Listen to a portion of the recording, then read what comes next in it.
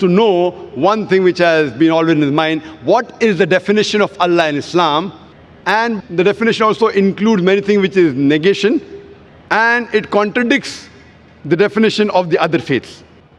In fact, in Islam, the definition of Allah says what Allah is and also says what Allah is not. Besides knowing what God is, it is also important to know what God is not. So that if someone falsely claims that so-and-so is God, you can easily come to know this is a false claim. As far as the reply to what is the definition of Allah, the best reply that any Muslim can give you is from the Qur'an, from Surah Ikhlas, chapter number 112, verse number 1 to 4, which says, Kul huwallahu ahad. Say He is Allah one and only. Allahu samad. Allah, the absolute and eternal. Lam yalid wa lam yulad. He begets not, nor is He begotten. Walam yakul lahu kufuwan ahad. There is nothing like Him. This is a four-line definition of Allah subhanahu wa ta'ala, of Almighty God, given in the glorious Quran. This is the touchstone of theology. It is the litmus test to identify any person says so-and-so candidate is God. If that candidate fits in this four-line definition, we Muslims have got no objection in accepting that candidate to be God. The first is, Qul huwallahu ahad. Say it's Allah one and only. Allahu samad. Allah, the absolute and eternal. Lam yalid wa lam yulad. He begets not, nor is He begotten. Walam yakul lahu kufuwan ahad. There is nothing like Him. For example, I'll give you an example. There are some human beings who say that Bhagwan Rajneesh is God. During question and answer time, there was a Hindu brother who told me that if Hindus don't consider Him to be God, I never said that the Hindus call Bhagwan Rajneesh to be God. There are many human beings who claim Bhagwan Rajneesh is God. Now I will give you a sample. Why do we use this negative also? Like say is Allah one and only is positive. Allahu samad, Allah the absolute eternal. Lam yalid wa lam yulad. He begets not, nor is He begotten. Why do we use this? Now we'll put this Bhagwan Rajneesh to test. The first test is, Qul huwallahu ahad. Says Allah one only. Was Bhagwan Rajneesh one and only?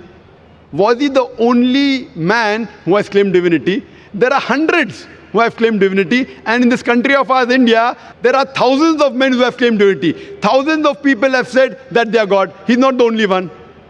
But Rajneesh Bhakt will say, no, Bhagwan Rajneesh is unique. So let's go to the next test. Allahu samad. Allah, the absolute and eternal. Was Rajneesh absolute and eternal?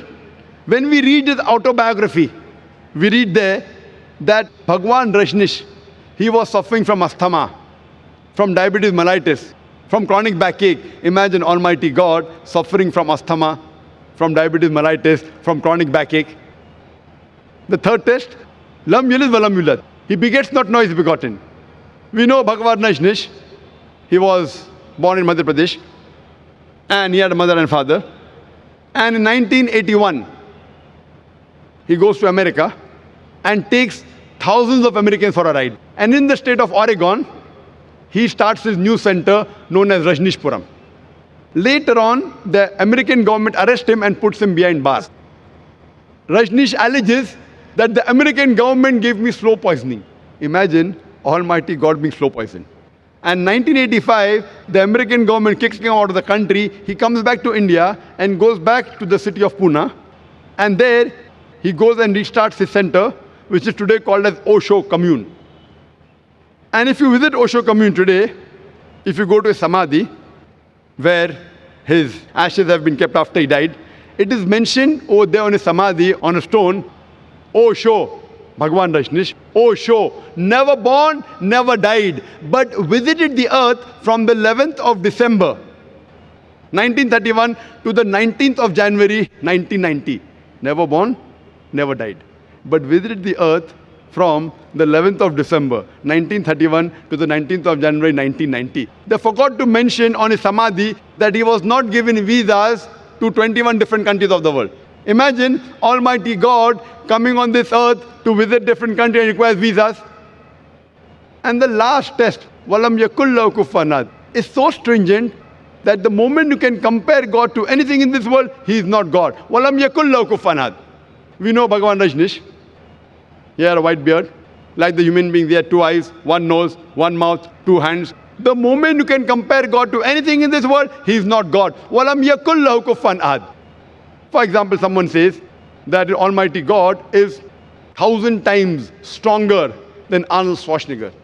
You may have heard the name of Arnold Schwarzenegger, the person who got the title Mr. World, strongest man in the world, Mr. Universe, the strongest man in the universe. The moment you can compare God to anything in this world, whether it be Arnold Schwarzenegger, Dara Singh or King Kong, whether it be 1,000 times or 1,000,000 times, the moment you can compare God to anything in this world, He is not God. Walam yakul lahu kufuwan ahad. So this, brother, is, in short, the concept of Almighty God. As far as the second part of the question is concerned, that why does it contradict with the concept of God in other religions? In fact, it's a misconception that the concept of Allah subhanahu wa ta'ala in the Qur'an, it contradicts with the other religions. It contradicts against the practices of the other religion, I agree with you, but does not contradict against the other religious scriptures. Because unfortunately, the followers of most of the religions, whether it be Christianity, Hinduism, etc., they do not read their own scriptures. So if we analyze the practices of the non-Muslims, it does contradict. But if you go back to the scripture, if you have to understand the concept of God in any religion, the best is to try and find out what that scripture of that religion has to speak about God. Don't try and find out the concept of God by observing what the followers of the religions do. For example, if you want to know the concept of God in Sikhism, the best place you can go is Guru Granth Sahib, Adi Granth. If you read the first volume, first chapter, first verse of Guru Granth Sahib, it is known as Japuji. What does it say? Correct? Known as Japuji. It says that God is one. He is called the true. He is called as eternal. He is existent. He is compassionate. He is free from fear and want. And if you know, in Sikhism, Sikhism believes in one God. It does not believe in idol worship. It does not believe in Avatarvada. And in the manifest form, he is called as Ekomkara. And unmanifest form, he is called as Omkara. And if you read the scriptures of Sikhism, there are various attributes given to Almighty God. If you read the 6 scriptures, Almighty God, he is called as Satanama. He is called as holy name. He is called as Kartar, the creator. He is called as Rahim, merciful. He is called as Kareem, beneficent. He is also called as Vahe Guru, the one true God. So if you go back to the scripture, the concept of God in Sikhism and Islam is the same. Similarly, if you go to Hinduism, in Hinduism also, if you go back to the Hindu scriptures, it's clearly mentioned in the Upanishad, Chandogya Upanishad, chapter number 6, section number 2, verse number 1, Ekkam Evidityam, God is only one without a second.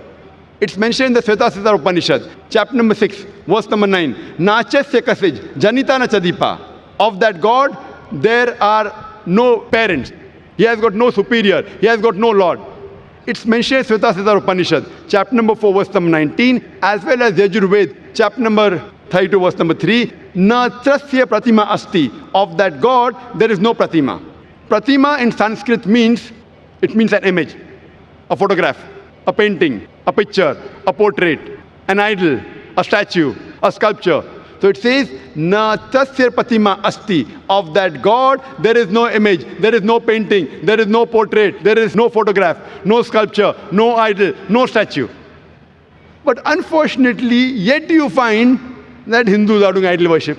Who's to blame? I'm quoting the Vedas. Vedas is the highest authority amongst all the Hindu scriptures. But yet you find that Hindus do idol worship. Why? Because the scholars of Hinduism, they tell that, see, Brother Zakir, you know, at the lower level, people don't understand, so for concentration we require the idol. When we reach a higher level of consciousness, then idol is not required. So I tell this Hindu Pandit, we Muslims have already reached the higher level of consciousness. It is the basis of Hinduism, basis of Vedas. But there are some sects in Hinduism, like Arya Samaj, which completely denounce idol worship. So similarly, if you go to Christianity, if you read the Christian scriptures again idol worship. Yet you find that the Catholics, they make an image of God and they say, Jesus Christ, peace be upon Almighty God. So what we realize, that if you go to the Christian scriptures, the Christianity and Islam, the teachings of Jesus Christ, peace be upon him, it is similar. But most of the Christians, what they claim, that Jesus Christ, peace be upon him, he claimed divinity. In fact, if you read the Bible, there is not a single unequivocal statement in the complete Bible where Jesus Christ, peace be upon him, himself says that I am God, or where he says worship me.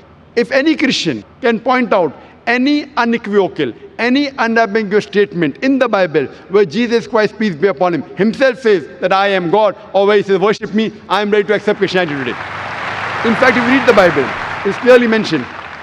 It's mentioned in Gospel of John, chapter number 14, verse number 28. Jesus Christ, peace be upon him, said, my Father is greater than I. Gospel of John, chapter number 10, verse number 29.